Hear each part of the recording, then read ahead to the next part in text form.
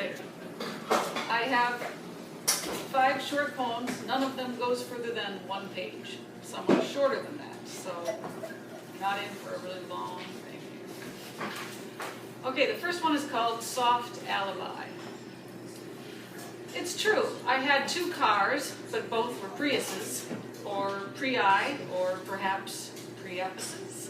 I saved energy when I could, when it didn't cost me money, because saving money was more important to the rich. I wanted to be one of those.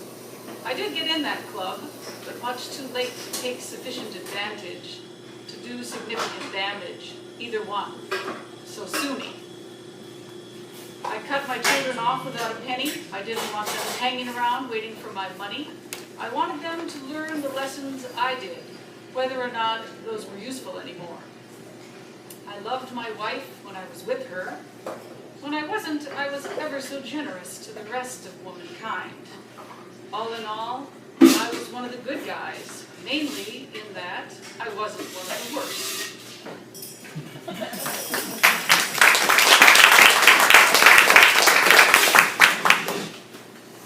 So I've been thinking recently about the difference between prose and poetry, and maybe it's just that poets are too lazy to write all the way across the page. But I like something that Leonard Cohen said, that poetry comes from a place we don't control. So writing prose could be a little bit more like driving a car over unmapped roads, and writing poetry more like bombing downhill on a bike with your legs stuck out to each side. Just point the wheel that way and hope you don't crash. But of course, sometimes you do, you just tear those up. So, the next one is called Bad Bargains in Capitalism.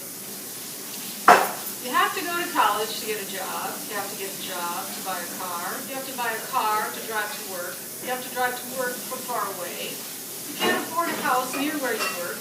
You have to pay off all those student loans, insurance, and the gas to drive so far, to find the bargain food and clothes and toys at all the big box stores out near the mall. You spend your free time watching all the ads and coveting the stuff that costs too much.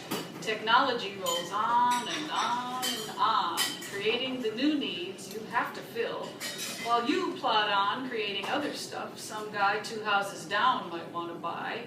He'll have to go to college, get a job, to buy a car, to drive to work, to go to big box stores, to buy what you have made.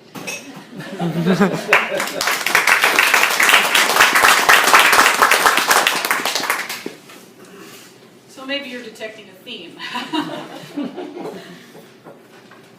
The next one is called What I Was Doing.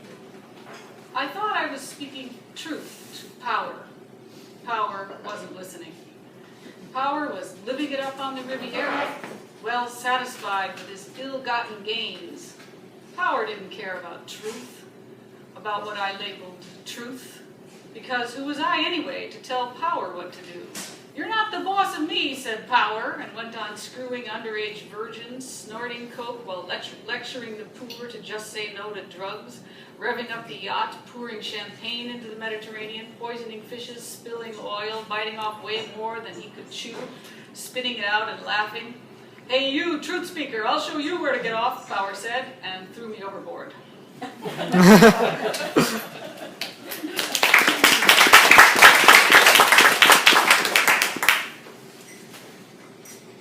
Okay, just 2 more. Hold your breath. The next one is called 7th in Star. I know how this happened. I am suddenly exactly who I always wanted to be, suddenly noticing I always was. I see you and somehow believe you have deliberately chosen this subset of signifiers to reveal your inner self, or clothe it decently, correct mask for subterfuge on various levels.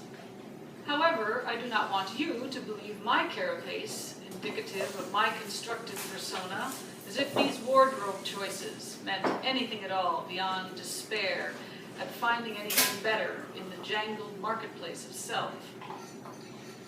Identifying with Kafka, my talent appears to be the ability to look human on the outside, to keep my mandibles hidden inside my fleshy lips, the elytra on my back under a thin layer of skin, my 5th and 6th legs tucked up Up inside my thorax, you have mistaken for a torso. My eye stalks pulled in, my antennae quivering so quickly they're invisible. I can smell the detritus of your life, the after-the-fact justifications for your half-understood actions.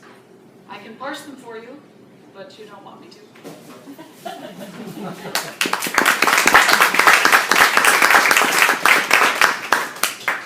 Okay, very last one. And this one is called Under the Rainbow for my dad.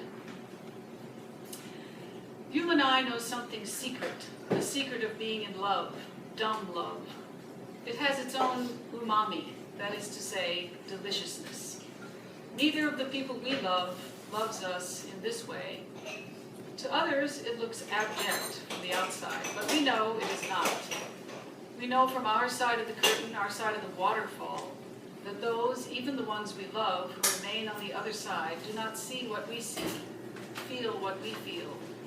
They see a pretty landscape with rushing water, a pounding on the rocks, danger. We see, having gone through the liquid curtain, a secret, cool and humid garden, refreshing, quiet, cut off from raucous daily life. We can visit our love, even when its object is not here, and breathe in that freshness. It is a haven. No one who has not been through that curtain can see what we see. Of course, it's dangerous.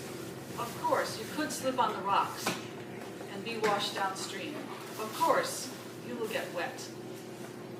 You will cry, the tears will be washed from your face by the waterfall, but then you'll be through on this side, and the world will never look the same again.